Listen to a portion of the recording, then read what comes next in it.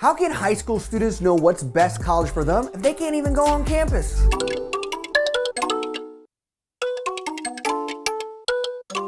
For an average rural family or low-income student, college visits can oftentimes feel like sitting in a fancy restaurant.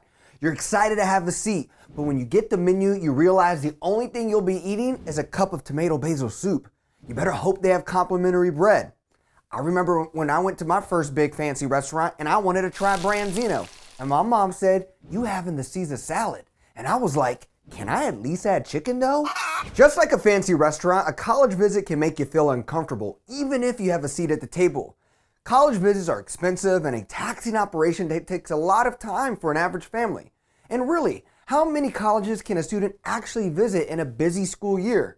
Well, the National Association of College Admission Counseling is a historic elite organization that brings together the most prestigious colleges and experienced advisors in the world to help families succeed through the college admission process.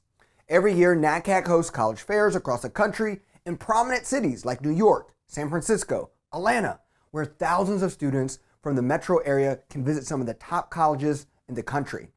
However, due to COVID-19, NACAC had to get creative and shift their fairs online, which actually democratized access, where now students from all across the country can now attend from their phone. Because of this change, NACAC's September Virtual College Fair was the largest virtual college fair ever, with 30,000 students registered and 600 colleges participating. The site crashed in the first hour after 22,000 registrants logged on the exact hour. It was like if Travis Scott was at a McDonald's. Students were able to select schools and sign up for sessions to get connected with advisors and counselors to answer questions about the admission process. High school students were able to talk with college students and get their advice. Counselors were able to connect with students who were trying to figure out the admission process when their family situation changed due to COVID-19. Angel Perez is the CEO of NACAC, and he sat down with me to talk about the virtual fair and what is to come next for the organization. He's really focused on creating equitable change through the college admission process. The fair was really exciting. We weren't sure exactly how it was going to go, but we had approximately 600 colleges signed up. And actually in the end, we had over 30,000 students that registered and 22,000 that actually showed up on the hour they were supposed to show up. And so obviously students were really hungry for the information. The way the fair worked wasn't just that students got personalized sort of information sessions with colleges, but they also got to go to breakout rooms and have sessions on how do I write a college essay? How do I prepare for an exam?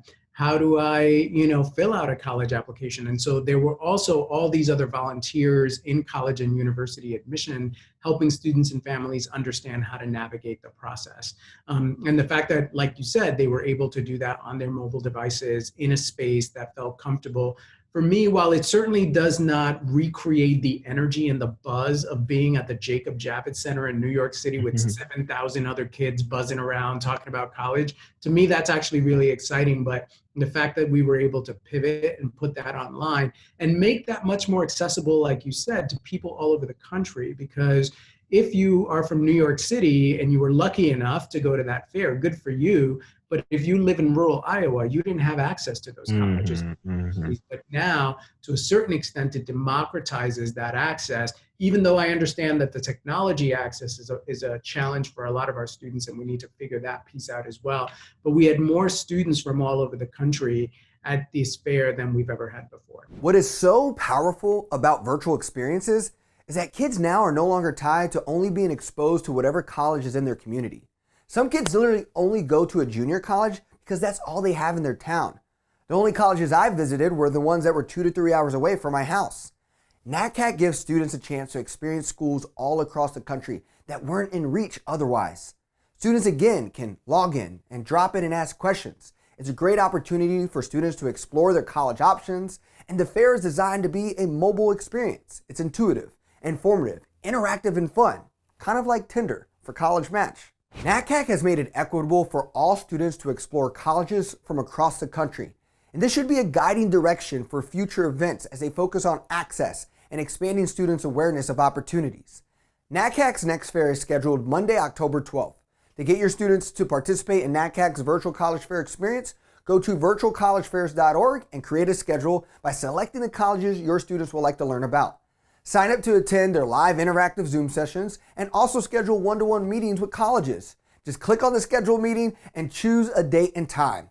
Mr. Perez wants to use his voice and the NACAC platform to break down barriers for the college process and creating more access points for students from Black and brown communities. There's all this data that shows that the process is so cumbersome, it's so detailed that so many students, particularly first-gen low-income students, they don't complete the process because it's so cumbersome, especially when you talk or when you add admissions and financial aid applications. If you've ever filled out a FAFSA, you know that it is a soul-sucking experience and that it is a very complicated experience.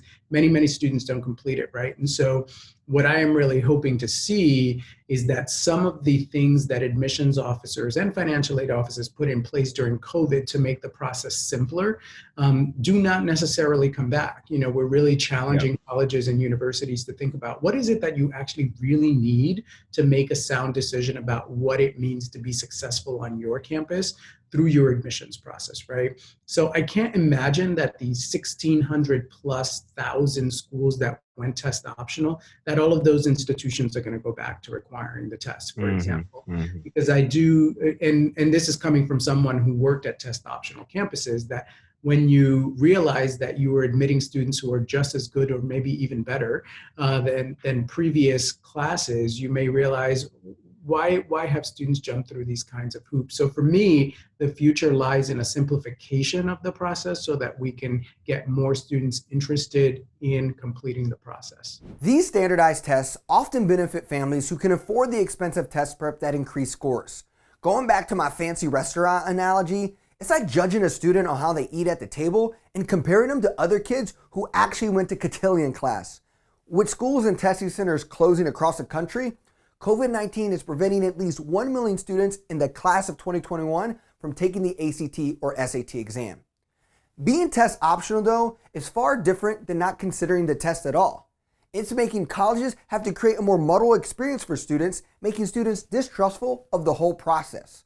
For example, in 2018, the University of Chicago became the most prestigious and highly ranked university to ever go test optional until this year.